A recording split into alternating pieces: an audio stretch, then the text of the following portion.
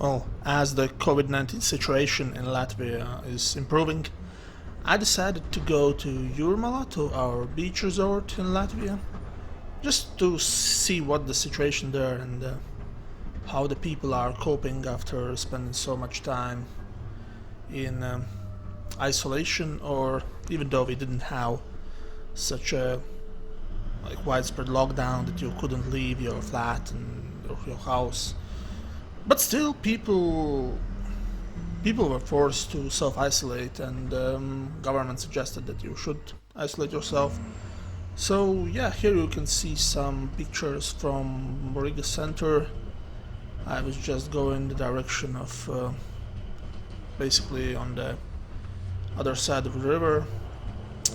This is the old town, which you can see, and now a few moments later, we are leaving the old town area and going on the bridge. So you can see the occupation museum is still under reconstruction, and yeah, and then we go on the bridge, and there further out you can see the ship that usually goes to Stockholm, and now of course we don't have any traffic with Stockholm, so the ship, I believe it's called Romantic or something like that, it's parked just there, all lonely, and yeah, we can't go anywhere. And there's a renovation of one church, as you can see, a church spire. I don't recall which one was that, but yeah.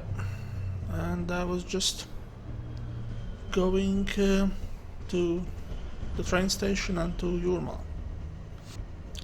It's all a bit rusty here on this side of the river. They wanted to make some promenade there and yeah, some riverbank development or something like that, but so far it hasn't happened. So yeah, there's a national library, this like triangle shaped building, this modern looking one. Well, it's kind of shit design from the beginning of the century, but yeah, whatever. And yeah, slowly moving along, and just yeah, I wanted to film around this area.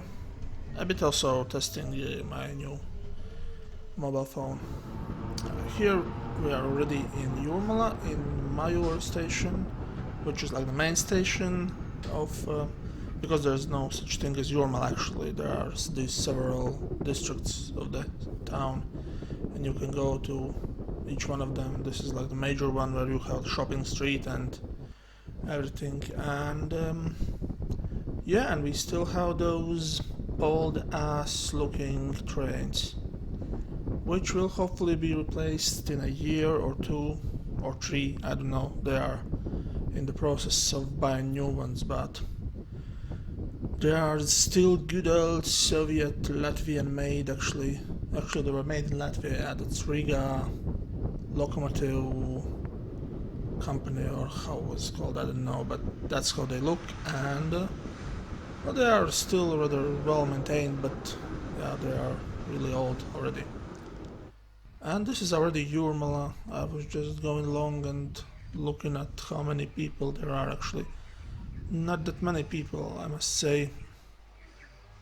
Although the season, of course, has not yet started, because it's still too cold and you can't really swim in the sea in Latvia because it's too damn cold. But usually you would still see many more people there. More people would be just going around, like looking at the sea, looking at the shops, what's in their cafes. But currently still many cafes are closed. As you can see, there's just not that many people around, and they built a new church, Orthodox church, at the end of the street. It's a bit tacky in my opinion. It could have been much more beautiful, but well, that's how it is. And yeah, just going along, looking at the beautiful wooden houses and just smaller ones. It's a nice area, nice town. Just zooming in a bit on the church. And yeah, and that's it. There's a globe here with the town's name, Jurmala, also in Russian. And yeah, a bit desolate feeling and not that many people around. Now Latvia is actually slowly opening up. We have flights to some other countries, I think Oslo, Berlin, and Paris also still. We will soon be able to go to Paris and like that, but yeah, when I got to the sea, actually there was a rain cloud coming and the bigger wind and just rain clouds gathering, so I didn't spend a lot of time there. And yeah, as you can see, again, not that many people. Some people just biking around, going along the sea and the coast. Yeah, not much to tell about this thing. I think yeah, there's just the rain coming and that's that. And I got really. There wasn't a big rain actually coming, but some drops were falling down, so I got to experience that. Of course, it would be nicer in like late June, early July or mid July, when it's usually like plus 30 Celsius, and then you can swim and do all the kinds of activities.